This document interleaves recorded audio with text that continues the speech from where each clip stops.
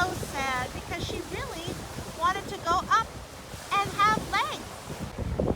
How the little mermaid wished that she could get rid of that tail.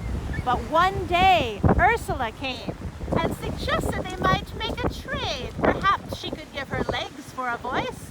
And the little mermaid agreed, nodding her head. The little mermaid was so happy with her legs.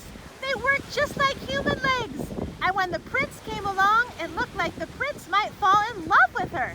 He reached out to hold her hand and steady her as she tried to walk on a log.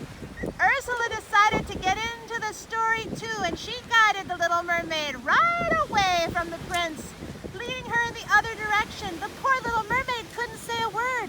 Ursula went right back to the prince and held out her hands, and with the mermaid's voice says, "I think you're the one who's supposed to marry me."